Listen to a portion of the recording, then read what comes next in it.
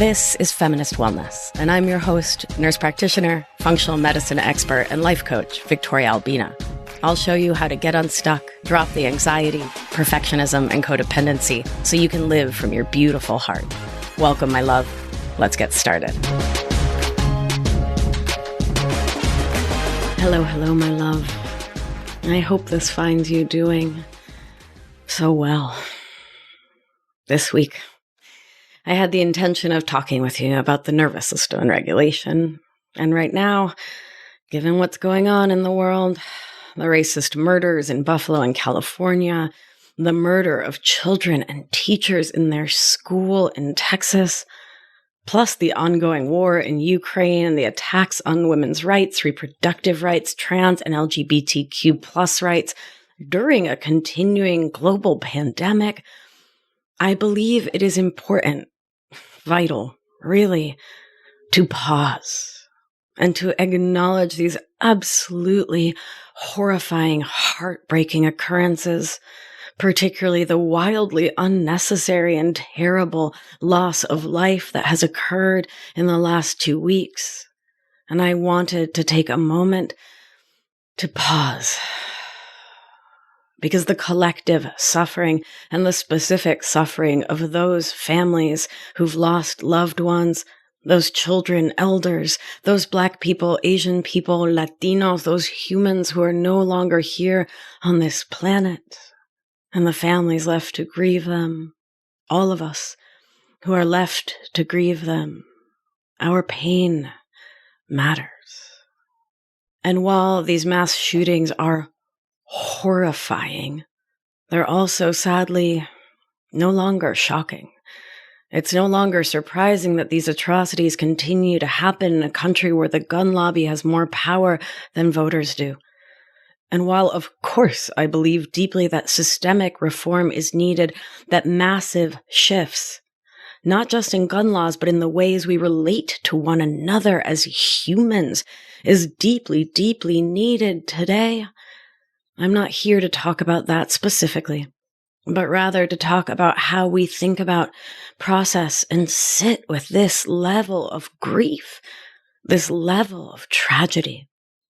And what I want to say is many things. I want to say so many things, and it starts with saying this. The purpose of thought work is not to make us feel better.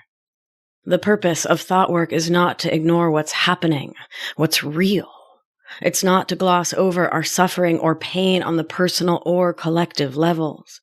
It's not to say, oh, I can just think differently about these atrocities so I can feel better about them.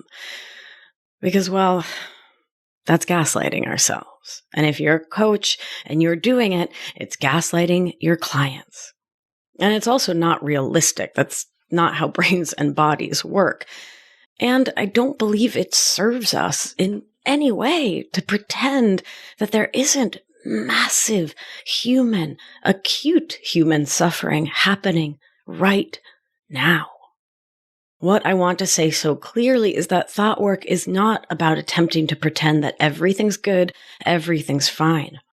If you followed my work for even a minute, you've likely heard me say that the whole #positive vibes only thing is so profoundly detrimental to our experience of being human, of being alive. And that the goal of thought work is not to pretend that horrible things aren't happening, that there isn't suffering, but rather it's to recognize that life is in fact rife with pain. Life is full of loss, disappointment. Life is full of sorrow. And when we attempt to use thought work to gloss over or ignore the shitty parts of life, the horrific, horrible parts of life, we deny our very humanity and rob ourselves of the opportunity to truly grieve, which is vital. And in my world, is a prerequisite to even being able to begin to shift our thoughts to create new feelings. Instead, I propose that we use thought work paired with somatic or body-based practices and an understanding of our nervous system to do the work to expand what the literature calls the window of tolerance in our nervous system. I prefer to call it the window of bodily capacity, meaning our ability to sit with, to be with, to stay present with, and conscious with our feelings. Yes, even the most challenging ones, as a way to expand our ability to be with what is real and to thereby fear feeling our own feelings a little less every day. Because what we fear, we give power to. And instead of processing our feelings through our bodies, we avoid them. We buffer against them. We pretend they aren't there and attempt to only focus on the quote unquote positive things, which A, number one, doesn't work because science, and B, number two, renders life so lifeless. Because it's only when you can hold loving, compassionate space for the painful feelings that you can open your big, beautiful heart to feel all the joy of life. That's the yin-yang of it, the light and the shadow. And it's only by staying present to it all that we can live truly intentional, aware lives full up with the realness of it all. And I know it hurts and I know it's challenging, but I, for one, would rather live a life with some suffering and some joy and a whole lot of realness instead of a life I'm not conscious to or present for. And what's key in feeling your feelings while staying grounded and not totally friggin' losing it and spiraling in that place is one of the skills I want to teach you today. And that skill is called pendulation, a term from the nervous system literature. So I'll invite you to think of a pendulum swinging. Can you picture it from side to side, side to side? In order to expand the window of capacity in our nervous system without triggering or activating our bodies into full-on sympathetic fight or flight or full-on dorsal shutdown, the feigned death response or freeze response, is the following. 1. We begin by resourcing ourselves, and that's detailed in episode 135. And resourcing means connecting in with something actually real, like a crystal, a plant, a pet, a loved one, or the thought of something. I often resource my abuela Marta, who died long before I was born, but connecting in with something that's grounding, calming, centering, even joyful. Before then, step 2, moving slowly and gently towards something painful and challenging, while grounding yourself in a resource in order to stay present with the challenging. It's about giving your nervous system an anchor so that you can swim out into the choppy waters of life knowing you're tethered to the shore. So this could look like sitting in your favorite comfy chair and starting with a resource, getting present to the feeling of the soft, stable wood and wool beneath you, feeling it, holding you up, cradling you, and not just thinking about it, but really letting yourself feel that physical experience of being held, letting it expand into your body, letting yourself feel grounded in it, safe in this one moment with you, with that chair. For me, Pachamama, Earth Mother, is my most grounding resource.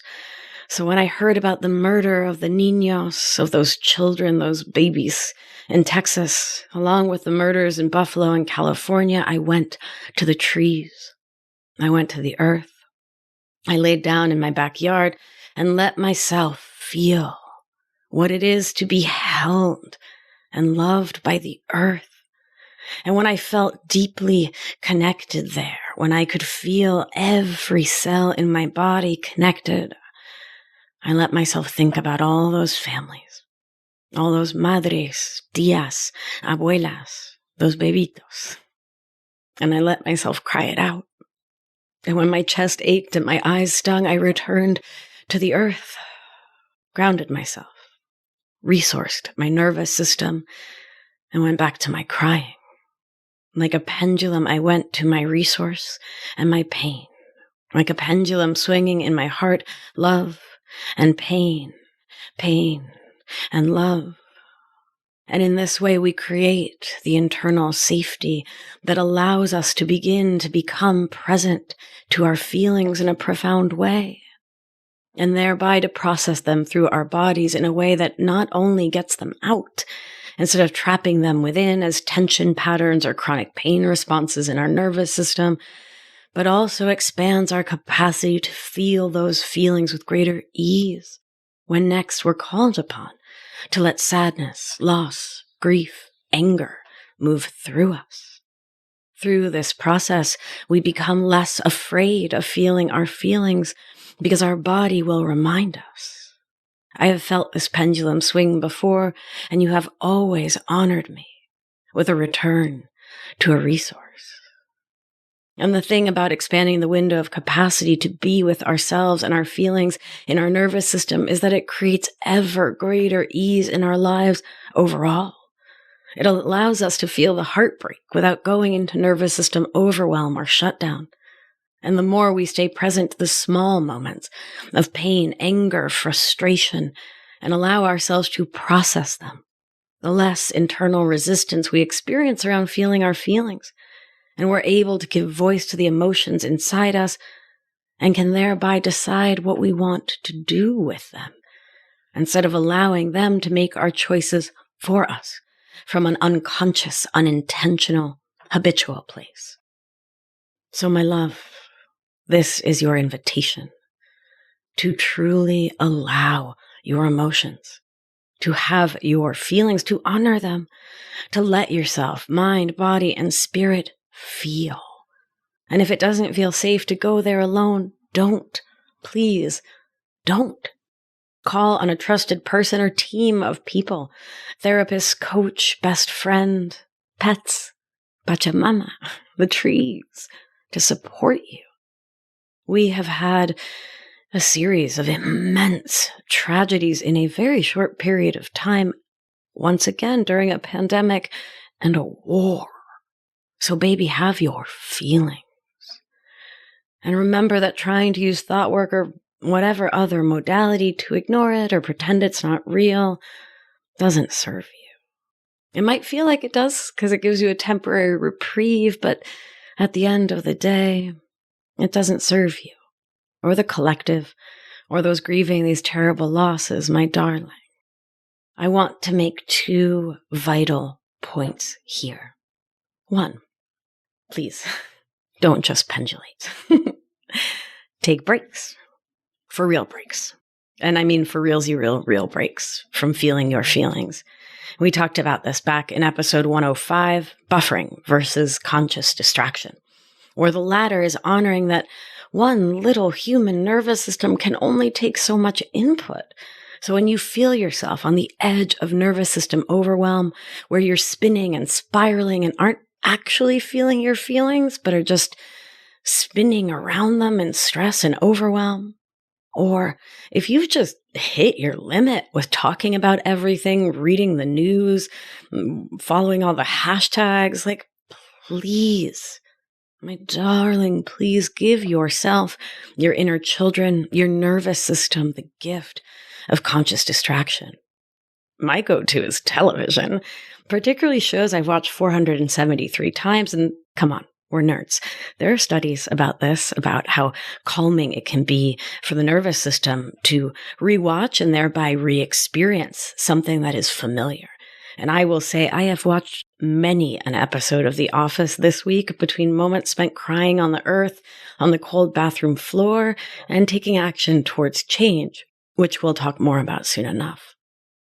From our perfectionism, we believe that it's incumbent upon us to feel all the feels all at once. It's like we have to grieve perfectly. But no one wins when you overdo it, my love. There's no medal for the most sufferingest. So please, listen to your body and actively, consciously choose thoughtful distraction before you supersede your internal limits. And remind yourself that with thought work and somatics in your toolbox, you absolutely do have the skills and the tools to be present no matter what comes. And to know as a fact that you get to choose how you want to feel when the world is really, really, really challenging. And part of that can include giving yourself a damn break. 2, for those of you who may be questioning yourself or worried or wondering, why am I not more upset? I will say this. Not being as upset as your best friend or your spouse or someone else in your life, or not as upset as your perfectionist brain tells you should be, isn't necessarily a problem. Maybe the intensity of the loss hasn't sunk in yet, and that's okay. Maybe you're not ready to accept that all of this has happened. Sometimes it takes time for immense tragedy to really sink in, for our minds, bodies, nervous systems to allow us to truly feel, to tap into the grief and the sacred anger. Maybe your nervous system just isn't in a place to allow you to feel the feels around this quite yet. And when the circumstances in life feel this enormous, our prefrontal cortex, the executive function part of the brain, often takes a back seat while our amygdala, the fear center in the limbic system, and our nervous system drive the bus. My love, our nervous systems have their own tendencies, their own habitual nervous system state that's the easy go-to. It's home away from home, if you will. The place where we most easily go when we're not in ventral vagus, which is the safe and social part of the nervous system. This will be different for all of us, and the reasons why will be different, and mine is dorsal, which is the freeze response. Foot off the gas, shut down, check out. And so if that's where your nervous system most easily goes, then maybe that's where you're at right now. You may not be fully feeling the grief, the sorrow, the tragedy because your nervous system is saying, hold up now.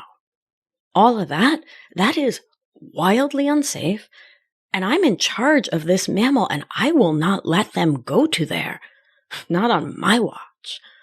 So it blocks you from feeling, fully being in the grief and the sorrow because it loves you. Meanwhile, if sympathetic, fight or flight, getting angry, furious, rageful, if that is your home away from home, then that's where your nervous system goes. And while anger is certainly called for here, this moment calls not just for rage, but for grieving too. So with compassion, curiosity, and care, I'll say this. If your focus is solely on the rage, perhaps it may be possible that your nervous system is keeping you from feeling all your feels too. And that, as well, is a place to be gentle and loving with yourself, my darling. So you can see how you may not be allowing yourself to feel all the feels and to process it all through, while recognizing once more that your nervous system may be running the show and may be holding you back from fully feeling those emotions. And it does so in an act of wild self-love, because that's what it is. Your body, your nervous system keeping you from feeling all the feels, either by shutting you down in dorsal or revving you up in sympathetic. It's an act of self-love, of protection. So be kind with yourself about it all, okay?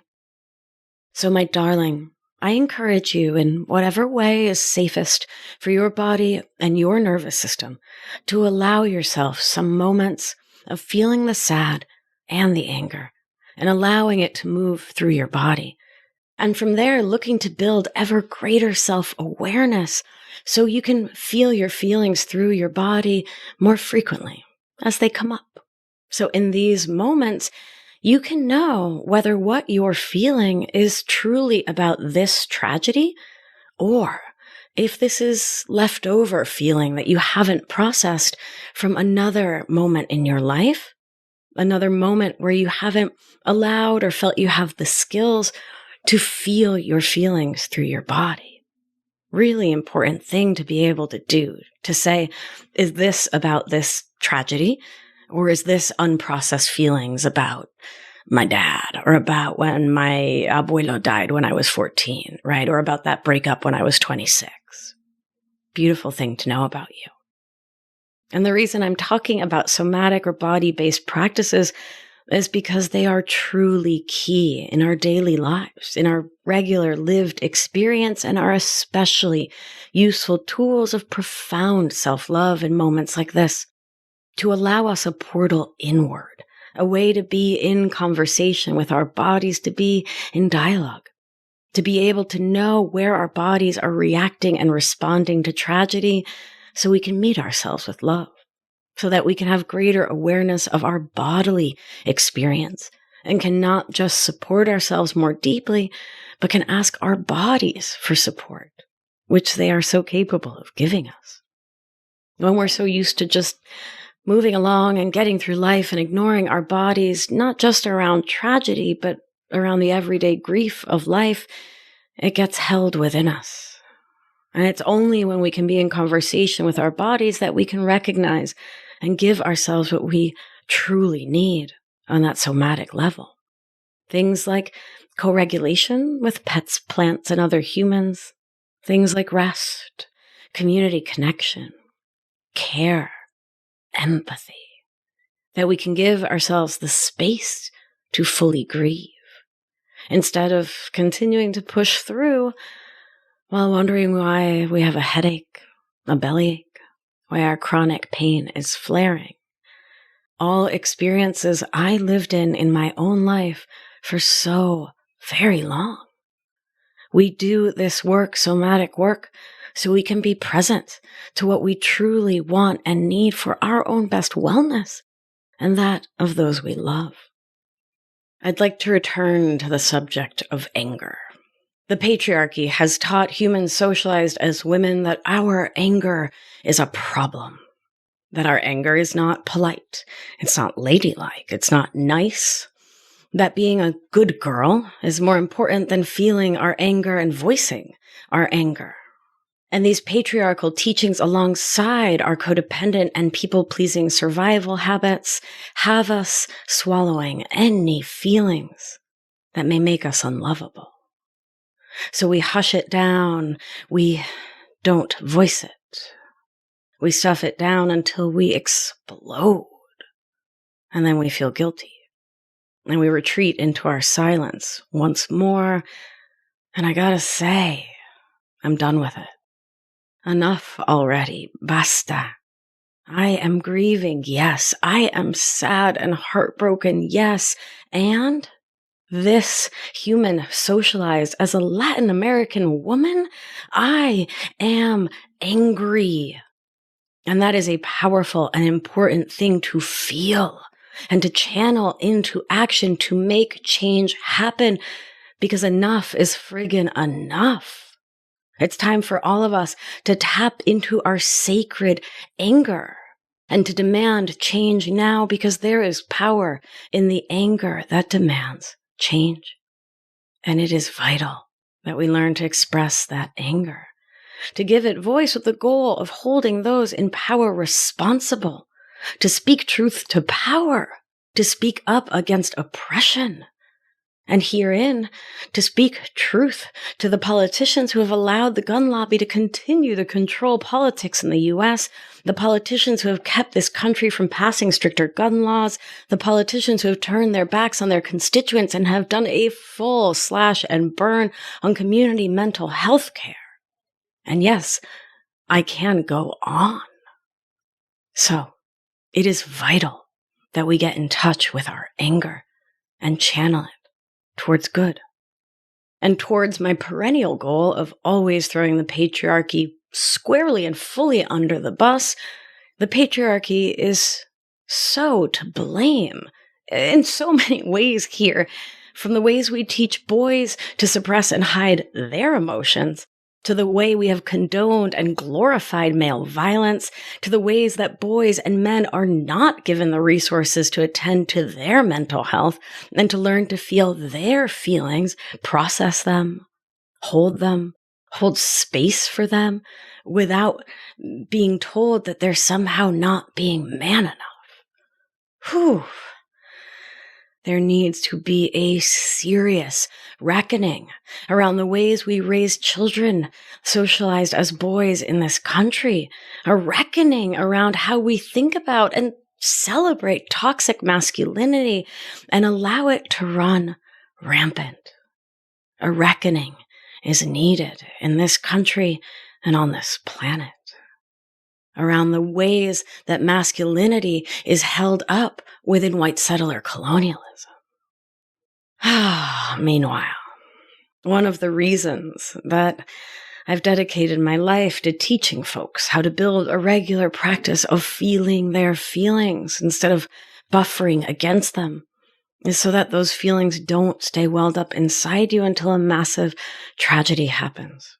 And instead, you can show up for yourself, your nervous system, your inner children, your communities with love and care as your feelings arise, instead of being bowled over, overwhelmed to the point where you can't process your emotions when something like these mass murders happen, which keeps you in that spiral and keeps you from taking aligned and embodied action towards change to make a difference, to be of service.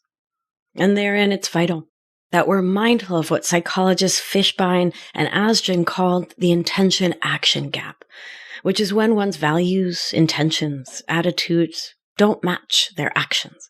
And while this theory has, of course, been critiqued because that's how it goes in science, I do see this at play in us with our perfectionist thought habits.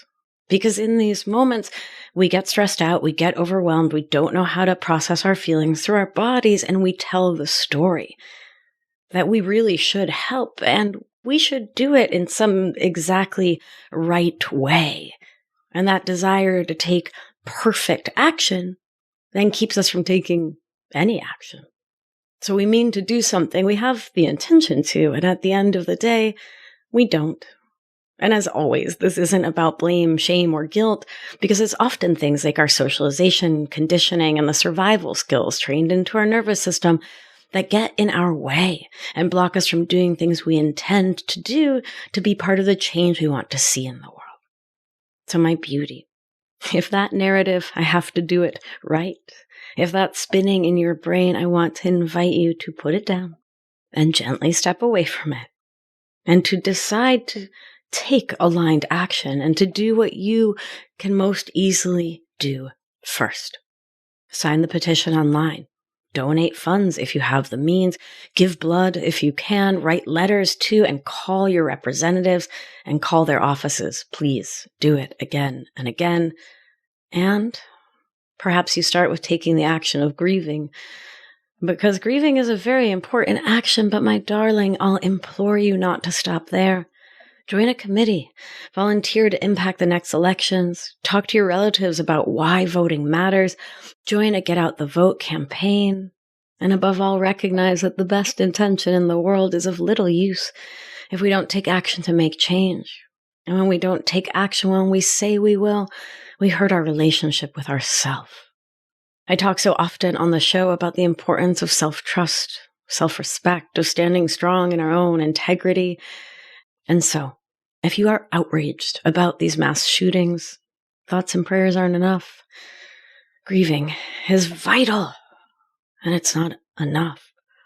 It's time to close the intention-action gap, which starts with coming into right relationship with our feelings, allowing them and processing them through our bodies, not buffering against them, honoring our need for conscious distraction, for pendulation, and then honoring ourselves and our communities. Honoring humanity by taking aligned action, however we can, towards the best and highest good for all. And as we learn how to manage our minds, our lives, how to soothe and care for our hearts, our bodies, our nervous system, our inner children in the face of yet another set of massive tragedies, I want to say this clearly. My darling, my beauty, my sweet, tender ravioli.